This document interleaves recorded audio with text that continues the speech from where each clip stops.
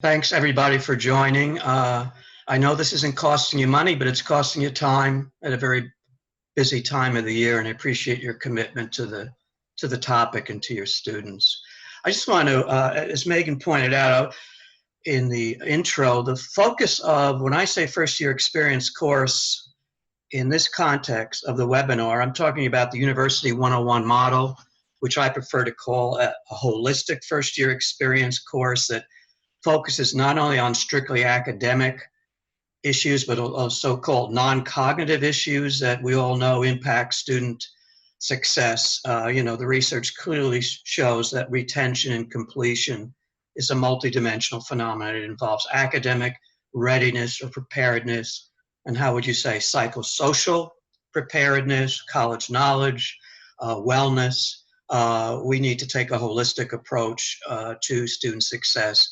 And the traditional University 101, aka extended orientation course, has taken that approach, and that's the type of seminar or FYE course that I'm focusing on today. I also want to make the case that the holistic first year experience course not only deals with the whole student, but should not just be a first term course. They should leave that course with something, success plan, for example, that is longitudinal nature. So the course is not just facilitating their initial transition to college, but also facilitating their transition through college to college completion.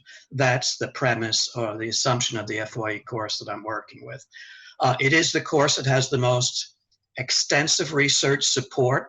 One of the manuscripts that Megan will be providing you is a synthesis of all the research starting in the 80s, late 70s, early 80s, that documented the impact of this course, campus-specific research, meta-analyses, research syntheses. It's the most researched course in the history of higher ed because it's non-traditional.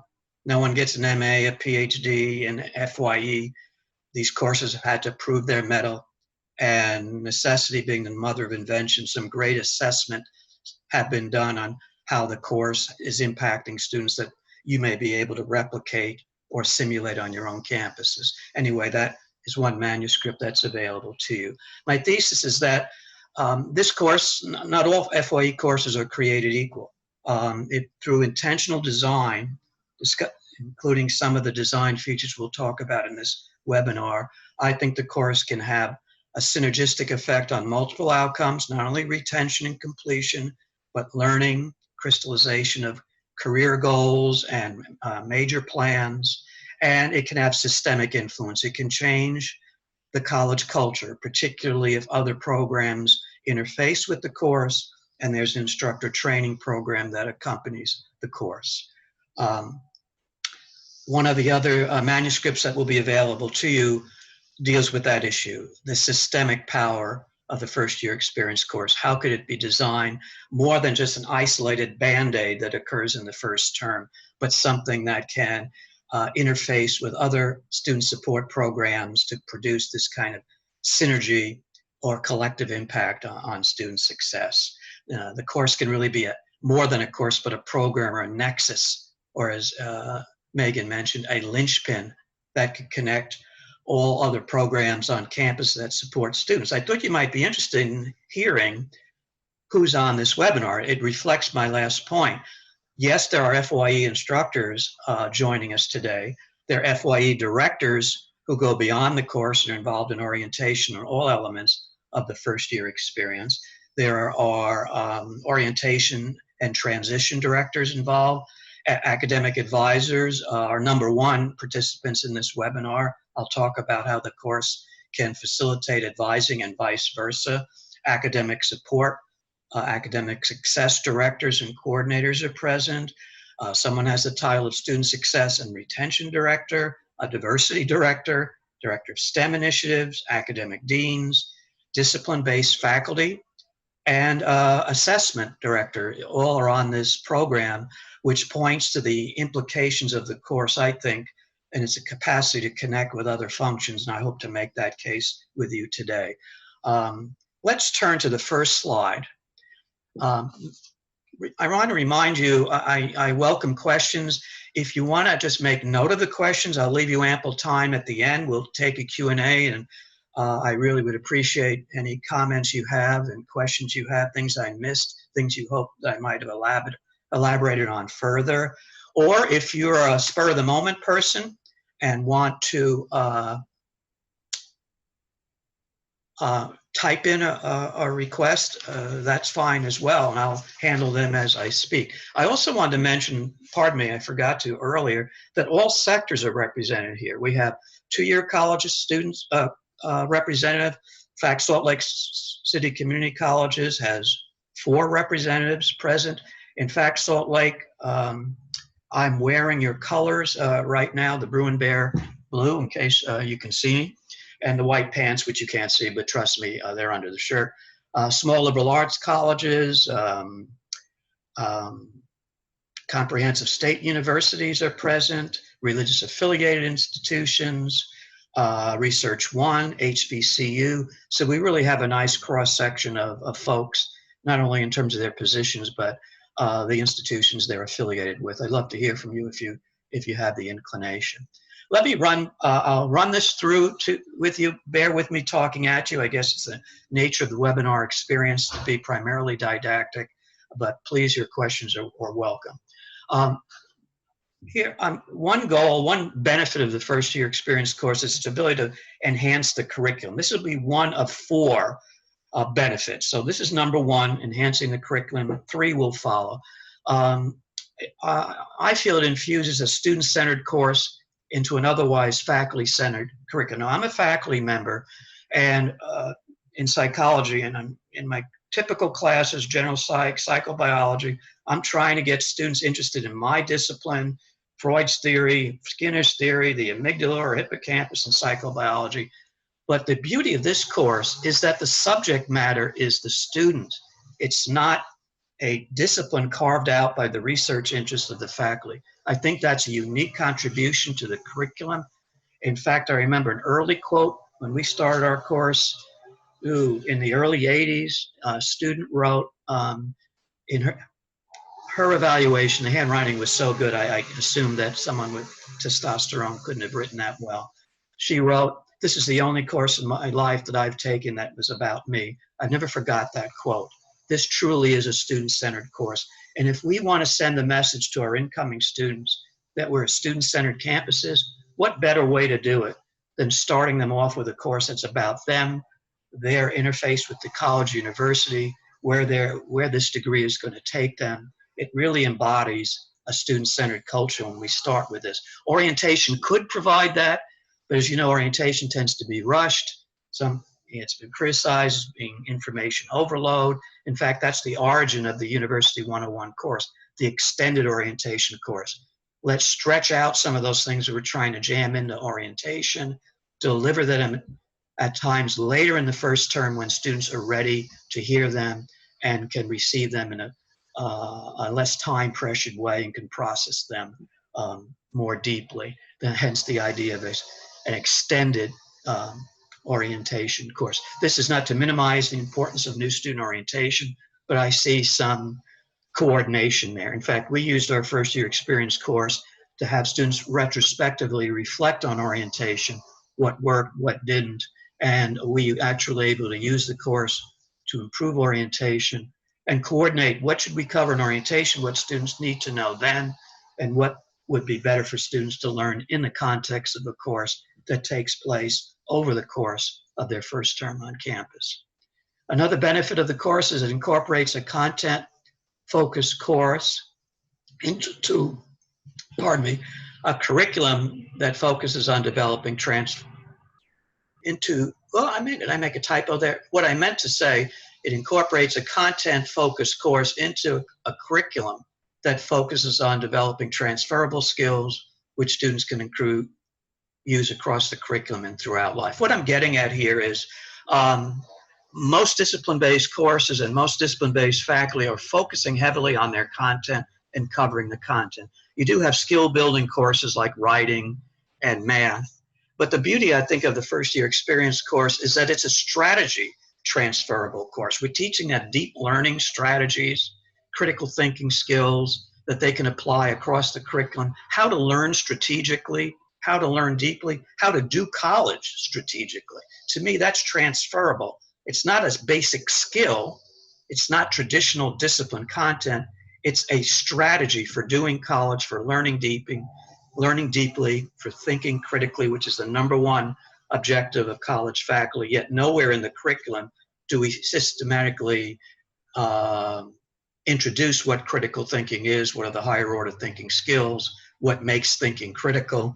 Here's a place where those transferable thinking skills and learning strategies have a place and make a unique contribution to the curriculum. Lastly, the course can serve as a centerpiece or gateway that provides new students with a meaningful introduction and overview or preview of the college experience. If the course were a term paper, it would provide the students with a thesis statement, by the way. It gives them a sense of where they're going, a map before the trip, where they can assess themselves and assess their direction. As you know, guided pathways is big now, where we want to show students paths from different educational programs and majors to career. I'm hip to that, and I think that's a great idea, but students need some guidance or scaffolding in finding their original meta major or their original path. I see the FYE course interfacing with this whole guided pathways movement, helping students find themselves before they find their path. In the classic Socratic idea, know thyself, first step, self-awareness, before you decide on where you're going to go. And if I can quote Shakespeare, to thine own self be true. Find yourself, find a path that matches your passion and purpose. We need a place where we can help students do that. I see the FYE doing that, and I see them leaving this course with a map or a plan that allows them to take the course with them, if you will, and to continue to use that plan, review it with their advisors, career counselors, well beyond the course. One criticism of the FYE course is that it's a first-term course. Its results decline over time. True, but that can be intentionally ameliorated by designing into the course a strategy where they leave the course with a success plan that they continue to revisit with other professionals beyond the first term. That will serve to minimize the short-term impact of the course and maximize its long-term value. The little visual at the end I forgot to mention, I should have referred to that when I was talking about #1. Faculty, this is from the Chronicle of Higher Ed, faculty sometimes, and I'm one, and my best friends or faculty members, can be a little self-absorbed in our own discipline. Let's turn that telescope around and focus on the student. The FYE course does that, takes us away from our subjects, our material, and focuses on the student experience, which I think enhances the curriculum in a distinctive way. Okay, I'm going to transition. I hope you're still with me, and I apologize for talking at you and not with you. Advantage #2, it connects the curriculum and co-curriculum. It can serve as a hub or linchpin for connecting students to key campus support services. Now let me get to the visuals below before I forget to do what I did last time. I see in a visual form the course having two powerful functions. The graph on the left, the picture on the left, this is something I put together. The course gives students a snapshot of their future. It's kind of a longitudinal or vertical scaffold. Now that may need to be modified for two-year colleges, but some visual, you heard of appreciative advising, where one of their goals is help students visualize where they're going. Let's stop having them register for courses in still frames, get them to see how all this ties together. That improves their motivation and sense of self-efficacy. So you've got that longitudinal or vertical aspect of the course. And now the one I'm on now, the circular, the so-called wellness wheel, the hub. So you're supporting students holistically. There's a circularity to it on the right, and you're supporting them longitudinally. You're showing them where they are now, where they're going to go, and the steps along the way to get to where they want to go. And I think there's a need for that somewhere in the curriculum. The course does that. A couple of points about use of campus support services. we know that students who utilize support services, who engage not only in the classroom, but in the support services outside the classroom, are more likely to persist. And yet we also know that students woefully underutilize campus support services. The thrust now is, if you make something optional, students don't do it. And those students who opt not to do it are often the students who need those services the most. So I remember in the 80s, the term intrusive was, let's bring the services to the students. Let's make them inescapable. Now I hear the term course integrated or wraparound support services. Let's bring those services that are in the periphery to the class, connect them where they're inescapable, and it destigmatizes then their use of the learning center or the counseling center. It's built into the course as a normal part of the curriculum, and increases students' utilization of these services without stigmatizing them that they are somehow in need of a deficiency that has to be remedied. That's what I see as a big advantage. First generation students who really benefit from this course because they lack the social capital and college knowledge of students who come from college-going families really tend to underutilize support services because they may not be assertive enough or familiar with enough. And others opt not to use them because of the stigma. Males, for example, in all racial and ethnic groups are at risk for attrition.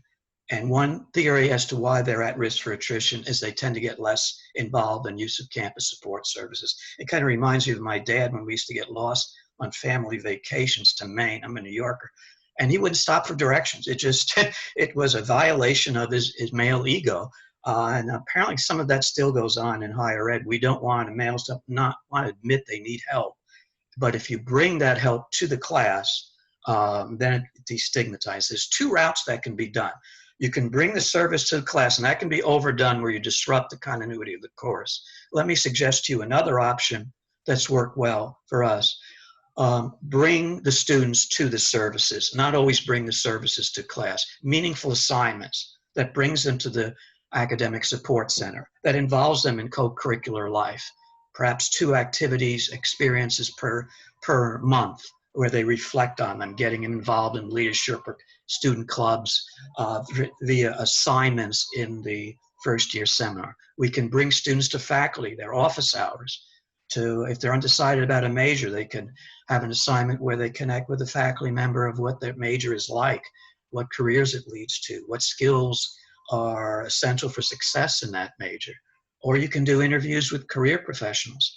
Think of this course as not your typical course with typical assignments. Read chapter 3 and 4, do your term paper. We can have them do action assignments where they reflect on their engagement in campus life and all those services that you feel are underutilized. Anything you think your first term students are not doing that they should be doing that's critical for their success, we can build in an assignment in the class to have them do that. I think that's a powerful version of this course, and then it converts it from a course to the figure on the bottom right, something that really is a nexus or hub that connects with all key services on campuses.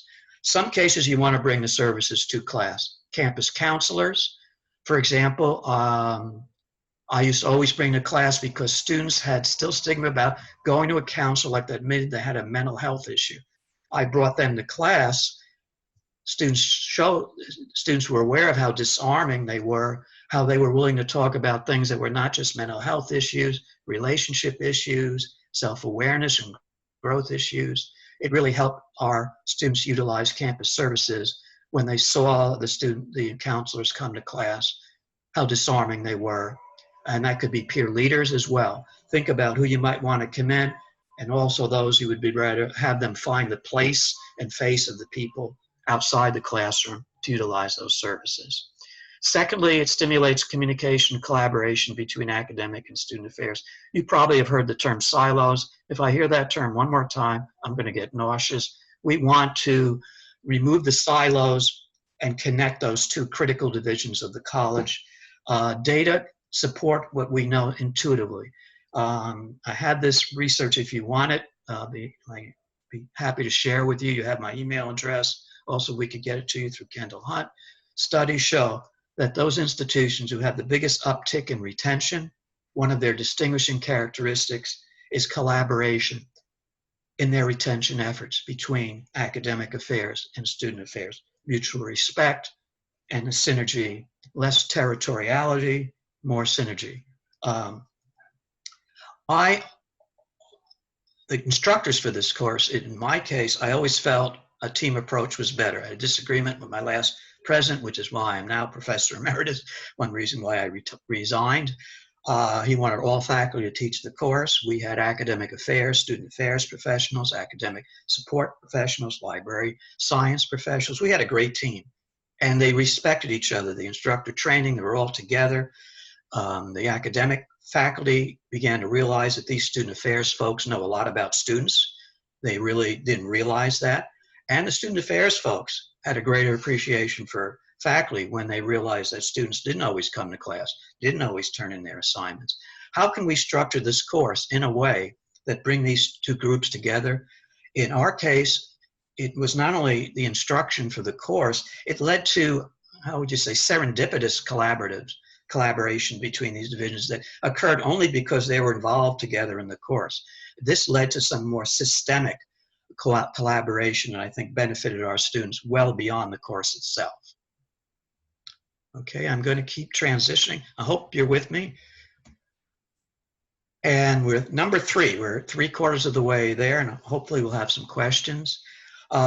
Professional development of faculty, staff, and peer leaders. This is what I was alluding to, the segue in the previous slide. The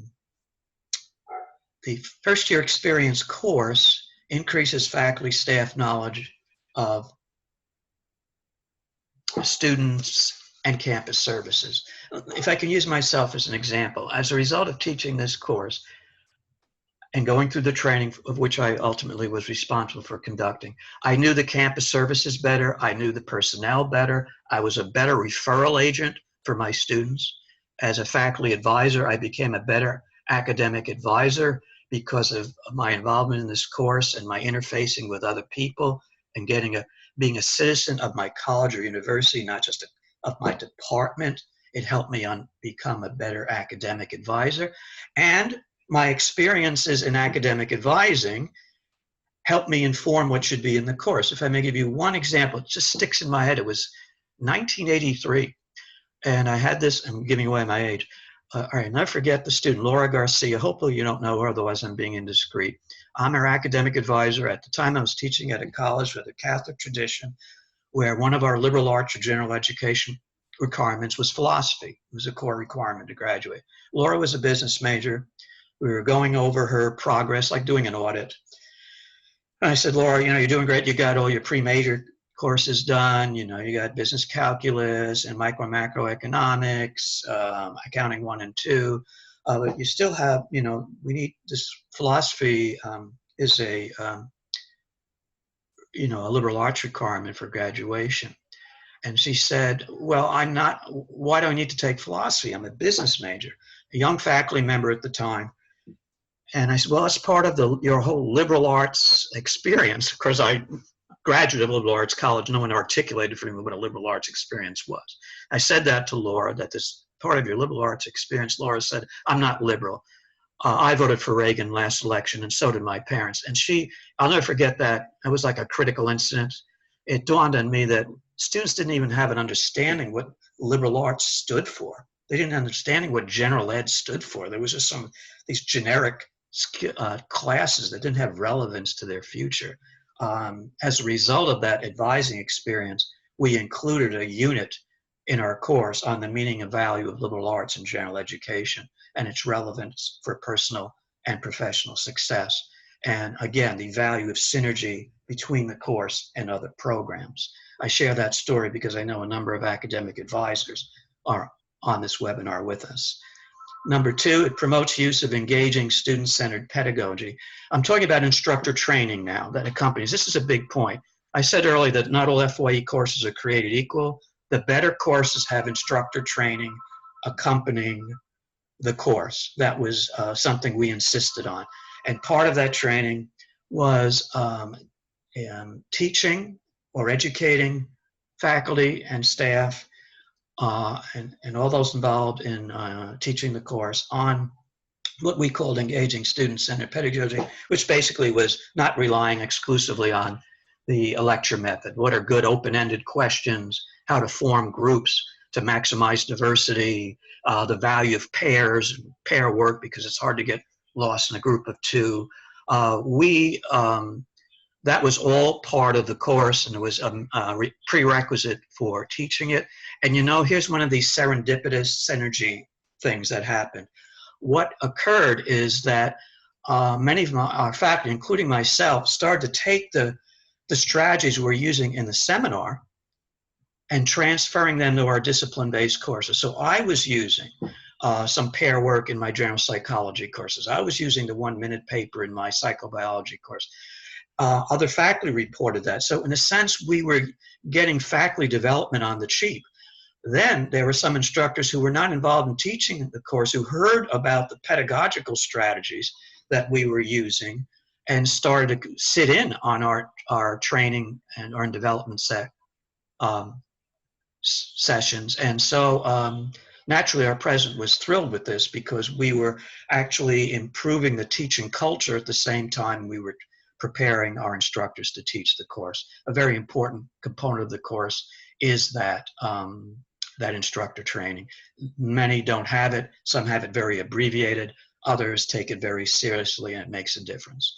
Number 3, and this is an increasing trend, including peer mentors or peer educators in the course, embedding them just like we've done with supplemental instruction, right? We put those peer tutors in so they're more accessible, available, and we just have, and hopefully students will utilize them more effectively than just hoping and waiting and salivating that they'll come to the Learning Center and capitalize on the peer educators there.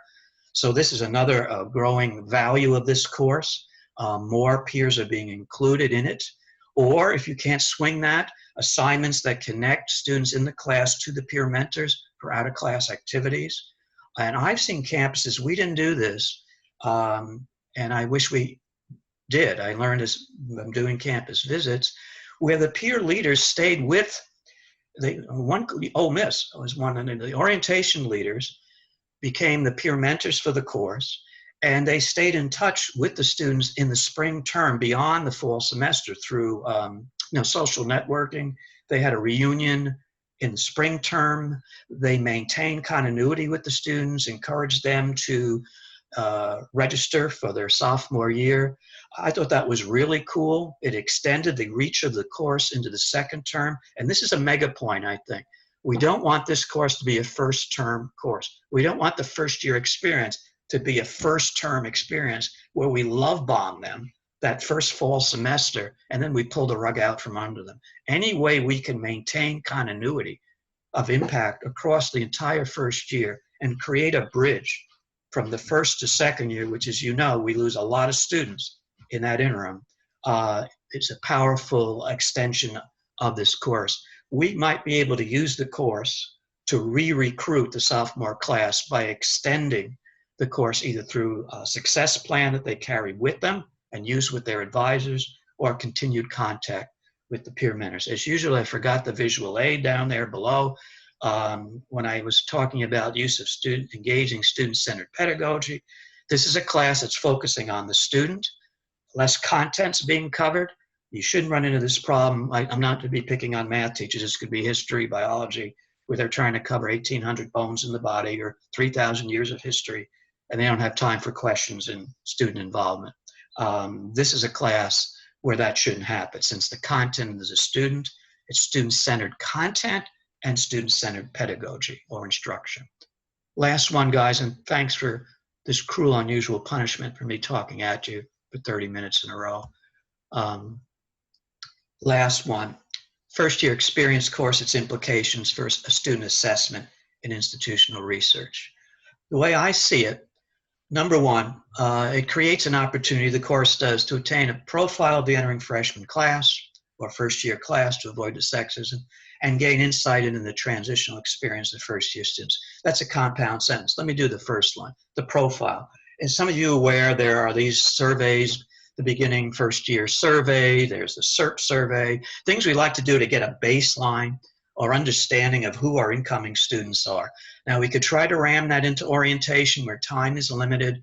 The beauty of a first-year experience course, there is time to do these student-centered assessments. You have a captive audience, more time and opportunity, and the assessments align with the intended outcomes of the course. If this is a student-centered course designed to help students define who they are and where they're going, these kinds of vocational interest tests, surveys fit nicely. There's a natural segue to that. It's not just an imposition, as it would be if we were trying to do these surveys in a history course or something of that nature. You can get a very interesting profile. I was at a community college not too long ago, and they were trying to get an understate. They were befuddled because they were trying to define what their first generation students were. And I think in the FAFSA and the application forms for financial aid, it's someone, neither parent had a 4-year degree, but they were interested. They wanted to know if the parent had a 2-year degree, and were befuddled by the financial aid survey or the survey they were using that wasn't giving that information. My immediately thought was, well, that's a question you can ask them in the first year seminar. I developed, and I could make this available to you, a student information sheet where I asked them a number of questions early on about their goals, their dreams, their needs, their values, their talents, their interests, their anticipated obstacles, their family history, including if they were first in their family to go to college, or all those questions can be asked. Anything you want to know about your students that you're not getting on your admissions application form or other forms that students complete, what a great way to get a baseline for first year assessment, which is important, as you'll see below, for the value-added or talent development model of assessment, which I think is the most powerful model. The other part there of that compound first sentence, gain insight into the transitional experience of first-year students. I discovered this, I didn't know how to teach because there's a lot of trial and error, and then I started teaching the teachers this. No one gets a graduate training for this, but I was trying to figure out not only what to teach in the course, but in what order. What do students need first? What do they need in the middle? What do they need at the end of the term? And I started with these 1-minute papers, these short things, the end of class, where I'd ask something like, it's your first week on campus. What are you excited about? What are you worried about? What do you think is going well? What concerns do you have? Then I'd kind of repeat that throughout the term, closer to midterm, then after midterms, closer to final. And it's their responses on those 1-minute papers. These could be prompted journal entries, however you want to do it, really gave me insight into the so-called, rhythms of that first term. At the very beginning, it's Maslow's need hierarchy, as you know. They're trying to fit in, get settled in their residences, or get their classes, get their basic needs met. So talking about academic stuff, they weren't quite ready for that yet. Closer to midterm, then yeah, sure. They knew things were coming. Then stress was going up, and they were more amenable to discussion of time management, study strategies. After midterm, then they got their grades back. There was a nice time then to talk about feedback, strategies they were going to use to rectify their mistakes or to accentuate what they did well to get good midterm grades. And after midterm, some of them were starting to think about whether their major was really their best choice. So the idea of academic planning and fit in nicely post-midterm. It was a nice way to get a sense. We want to have deliver information in this course like a time release capsule when students are ready to learn it. And if they're ready to learn it, as you know, they're more likely to receive it constructively and make use of it.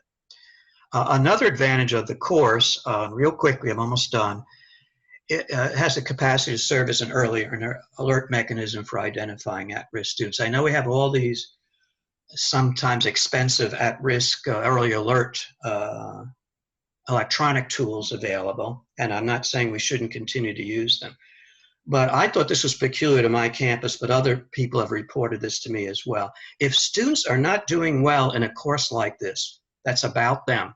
That's not rocket science. It's a matter of getting the assignments in, being reliable, getting to class. If they're not doing well in this class, it's usually a red flag.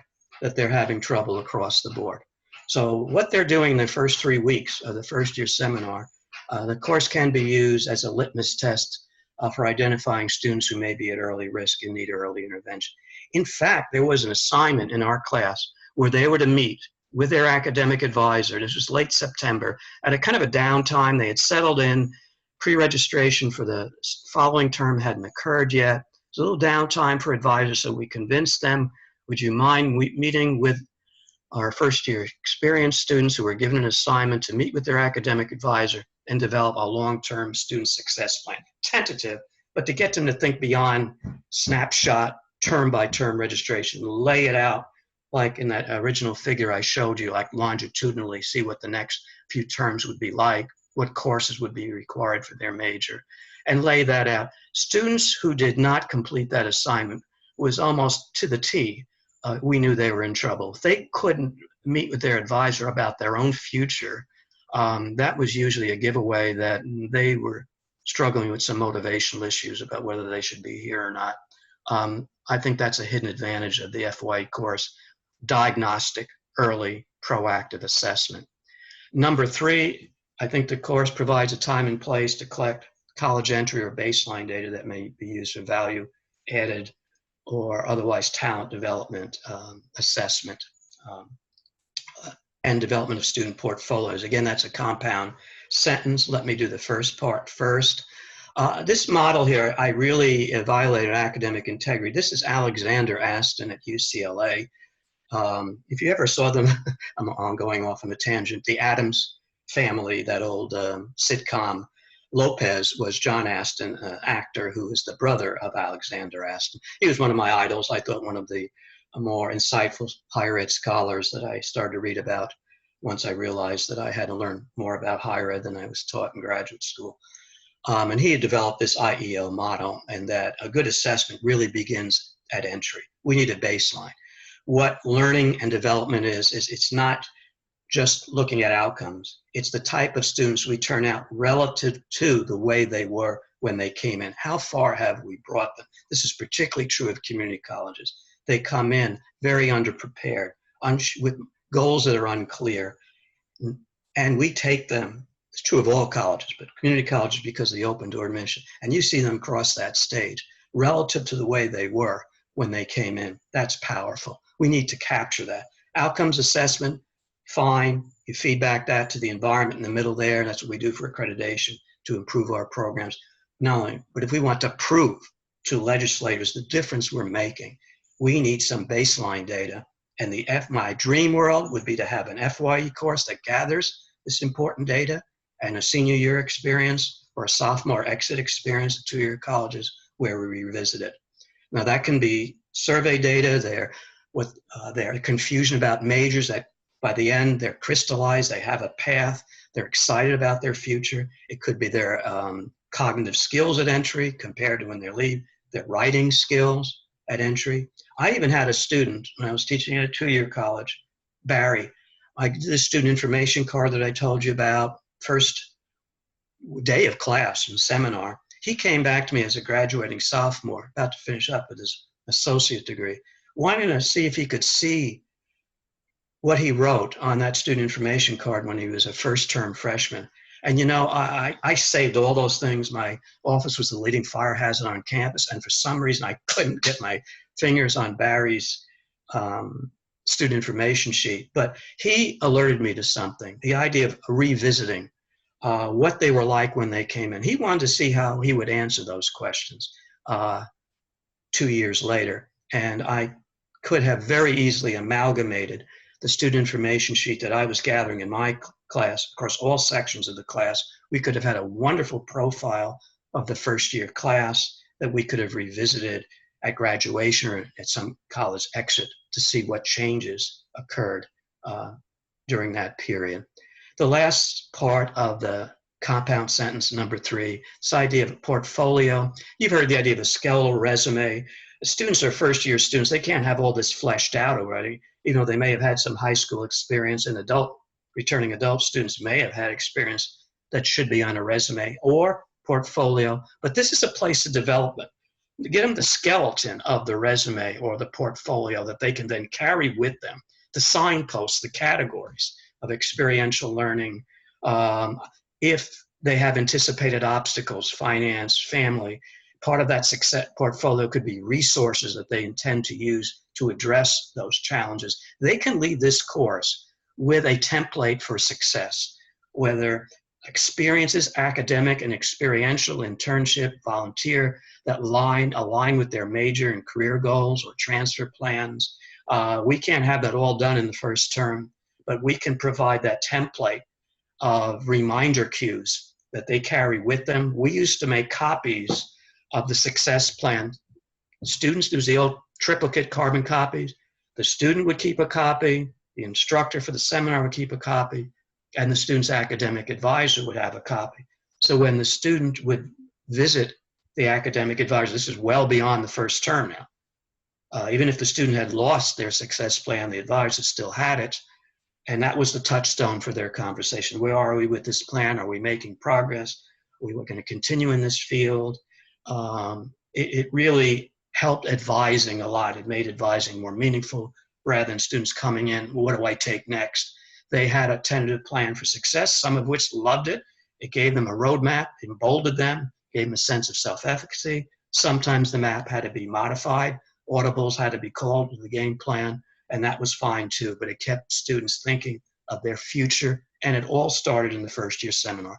So the course was an extended orientation course, but the course itself extended beyond the first term and functioned more than just facilitating students' transition to college, but facilitated their transition through college to graduation.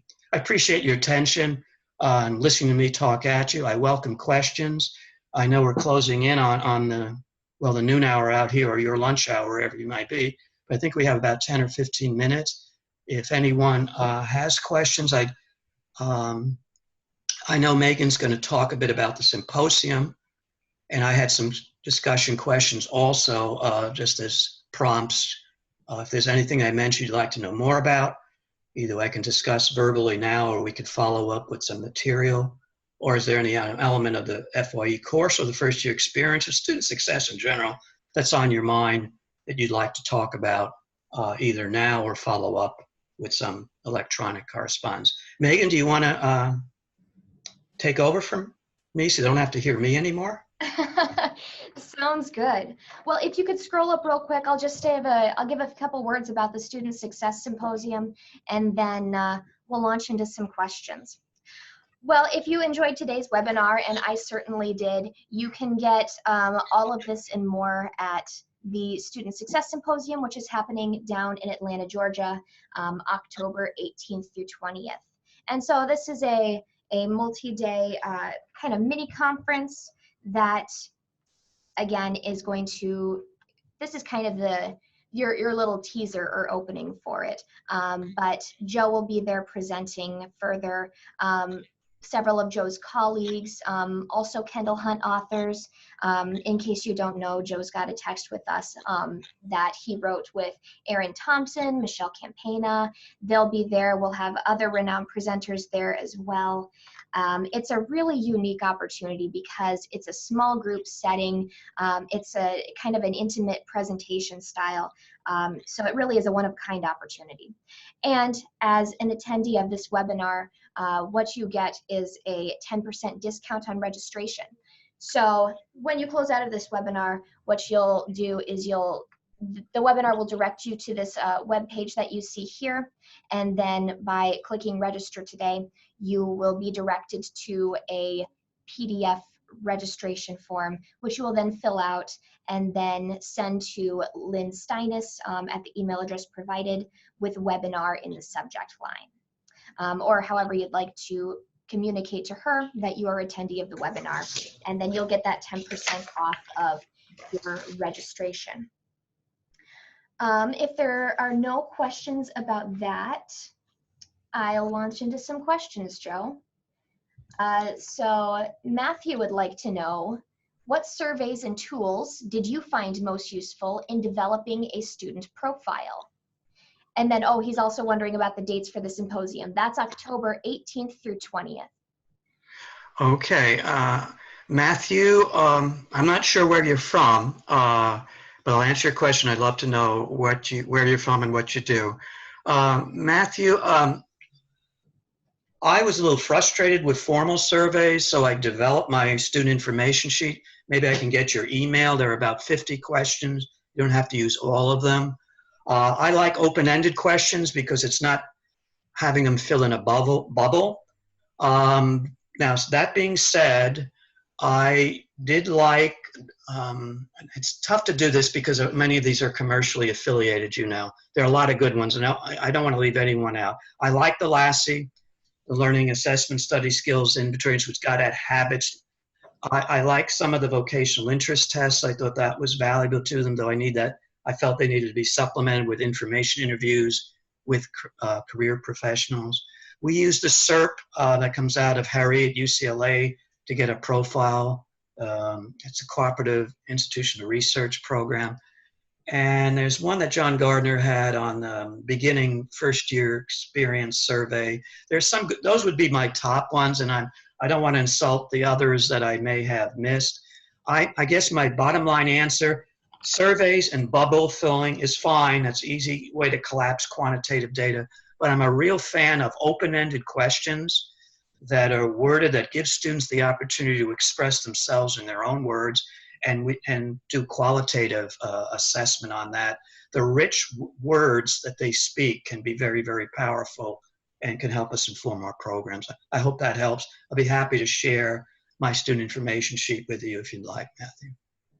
And Matthew is from Nebraska. He's an FYE instructor for TRIO students. Oh, yes. At a community college, and they use Lassie, spelled Lassi. Yes, Matthew, yes, for the Hawks, if I remember, Northeast Community. I'm sorry, I'm a mascot fanatic. I may be wrong, but I think they're the Hawks. But any other questions? Thanks, Matthew. You talked a little bit about kind of the interdisciplinary potential of the first year experience. What are some of the best ways that you've found to integrate these FYE principles across disciplines and carry it forward into future years of school? Well, there's two parts of the question I think you're asking me. One is how do they transfer them across laterally the curriculum, and then how across time. I really believe, now you're going to have political issues on campus. I've always felt, and as I intimated before, even without a glass of wine, it came out. Last president I had, we vigorously disagreed. I want to say violently disagreed. He wanted all faculty to teach the program, particularly those who had terminal degrees. I think the key, and he tended to favor more of those in the humanities because of the writing component. I think writing is so important. But I think to answer your question, I always tried historically, until I didn't have control of the program, to have cross-disciplinary representation among the teaching faculty. So I would recruit people in the humanities, the social sciences, the natural sciences. Math sometimes was a challenge, but I did have a couple of faithfuls. So that ensured that they were present. And Megan, then they would go back to their department meetings and talk about what we were doing pedagogically. And then it spread across the curriculum laterally. The other component of your question, how do you continue it across time? I think that lies more in the nature of the mindset that we have to have students leave this course with a product of some kind that they continue to revisit and go back to throughout their college career. And the best example of that was their success plan. It was a constant reminder of where they were going, where they've been, and whether they were making sufficient progress. So those, I think, would be my two key answers to your question. Cross-disciplinary and cross-divisional representation. Let's get the student affairs people in there and those other educators on campus, like the academic support professionals in the Learning or Academic Success Center, the library science professionals, and the student development or student life professionals, those who run orientation, student activities, and are in charge of student affairs or the co-curriculum. I think I over-answered your question. I'm sorry. No, that's great. That's great. All right. I think I've beaten them into submission and silence by talking at them for a long time. So I understand they may be tired and ready to go. I won't be hurt. Oh no, I think you've got a very conversational style. Well, if we don't have any questions, Joe, did you have any final things to say? If not, I can close this out here. But Well, I just wanted to say, you know, the nature of webinars is a lot at you in a short period of time. If you get a chance to digest and what's the word, percolate or incubate on these topics, if issues come up on your campus, that you know, you have my email address, I think, on the front slide, and they're going to have access to a recording of this as well, as I think you said, Megan. If anything is delayed, you know, over time, you have thoughts in retrospect that maybe you'd like more information on or bounce ideas off either directly from me or to go through Megan and Kendall Hunt. We're open to that. I just appreciate your interest and commitment to your students, and any way you think I may be able to help you with that, I'm willing to do so.